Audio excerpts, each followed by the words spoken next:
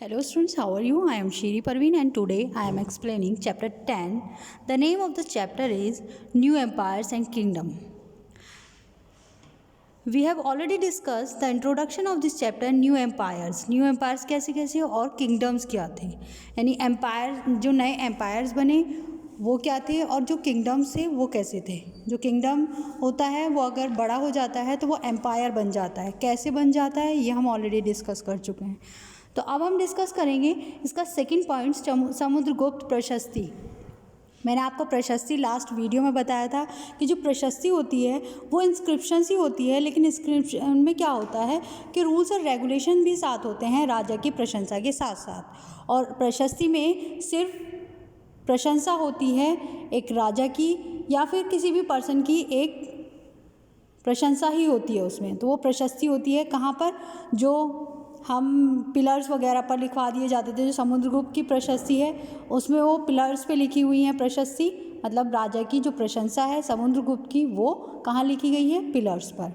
जो पोएट है वो उसके प्रेज में जो भी कुछ लिखते हैं कि जैसे कि वो एज अ वॉरियर कैसा था, राजा कैसा था, विक्ट्रीज उसने कितने कितने बैटल्स जीते, कैसे जीते और क्या ज्ञान था उसके पास, तो वो बेस्ट पोएट के थ्रू कहाँ पर लिखी जाती है, प्रशस्ति में लिखी जाती है, पिलर्स पर। तो डिस्क्राइब जो था वो उसको डिस्क्राइब किया गया है as a equal of gods, यानी देवी देवताओं के समान उसको माना गया है प्रशस्ति में।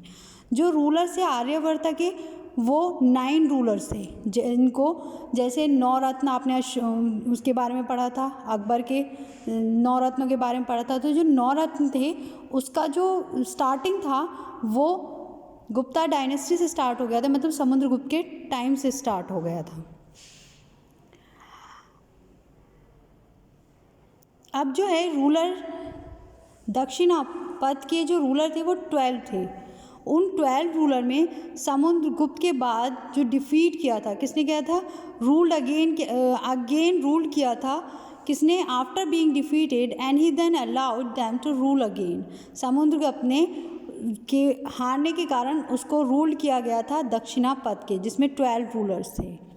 वो समुद्रगुप्त के से दे सराउंडेड टू समुद्रगुप्त, उसने समुद्रगुप्त को चारों तरफ से घेर लिया था और उसको हराकर कहाँ पर रूल किया था, दोबारा से रूल किया था कहाँ, दक्षिणापथ में। अब जो इनर सर्कल था वो नेबरिंग स्टेट्स मीन्स आसपास के जो स्टेट्स थे, Assam, coastal Bengal, Nepal, number of गना संघ्स जो थे वो ट्रिब्यूट में आए, मतलब जो अटेंड करते थे कोर्ट को, वहाँ पर क्या हुआ, गना से, संघ से। वो मैंने आपको बताया था गना क्या होते हैं, एक ऐसा एरिया जिस पर दूसरा राजा रूल करता है, और संघ भी मैंने आपको बताया था उसमें कि ऐसे ही होते हैं।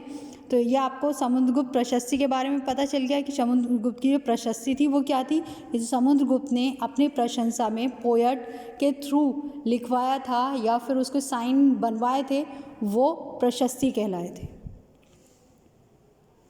नेक्स्ट जेन्यूलॉजीज़। जेन्यूलॉजीज़ का क्या मीनिंग है, प्रशस्ति में जेन्यूलॉजीज़ के बारे में लिखा गया है। जो एंसेस्टर होते हैं, मीन्स एंसेस्टर से मीन्स सपोज ये ग्रेट ग्रैंडफादर है, मतलब परदादा, दादा, उसके बाद पापा एंड उसके बाद बेटा, उसके बाद दूसरा उसका बेटा, तो वो सारे जो वंश में चले आते हैं वो जेन्यूलॉजीज़ कहलाती है। प्रयाग प्रशस्ति में जेन्यूलॉजीज़ के बारे में दिया गया है समुद्रगुप्त की, गुप्ता डायनेस्टी की। जो समुद्रगुप्त है उसके ग्रैंडफादर, ग्रेट ग्रैंडफादर, फिर ग्रैंडफादर, फिर फादर और मदर, उनके बारे में लिखा गया, मेंशन किया गया है प्रयाग प्रशस्ति में। उसकी जो माता थी वो कुमारा देवी बिलोंग करती थी लिच्छावी से, लिच्छावी गना है उससे बिलोंग करती थी। उसके जो पिता थे चंद्रगुप्त, वो फर्स्ट गुप्ता डायनेस्टी के क्या थे, रूलर थे। उनको टाइटल मिला था महाराजा धिराजा, यानी राजाओं के राजा उनको टाइटल मिला था। और उनके जो पापा थे, मतलब दादा, ये सब थे, उनको सिर्फ समुद्रगुप्त ही यूज़ करता था इसको, बाकी उनको उसके जो परदादा थे और जो दादा थे उनको सिर्फ महाराजा ही कहा जाता था।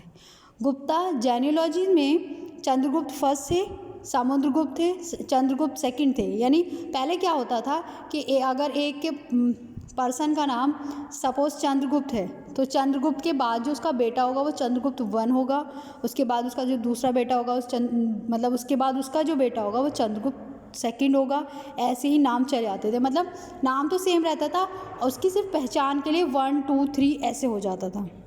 ये आप आगे क्लासेस में पढ़ोगे। तो हम इंस्क्रिप्शंस के बारे में किसके थ्रू जानते हैं? कॉइन्स के थ्रू। हम पिलर्स पे भी लिखा हुआ जानते हैं और जो कॉइन पर साइंस बने हुए हैं उसके थ्रू हम किसके बारे में जानते हैं? प्रशस्ति इसके बारे में। तो प्रयाग प्रशस्ति में मेंशन है समुद्रगुप्त का पूरा वंशज, जैसे ग्रेट ग्रैंडफादर, फादर, मदर, उनके बारे में लिखा गया है। और जो गुप्ता जेन्योलॉजीज़ है वो चंद्रगुप्त 1 है, समुद्रगुप्त है उसके बाद, फिर चंद्रगुप्त 2 है। मीन्स ऐसे ही आपने जैसे इसमें देखा चंद्रगुप्त 1 और बीच में समुद्रगुप्त, उसके बाद चंद्रगुप्त 2 है।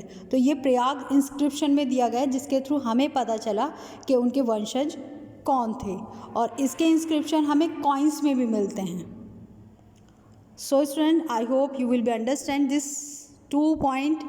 The first point is Samudragupta Prashasti and the second point is genealogies. Next point we will discuss in next video.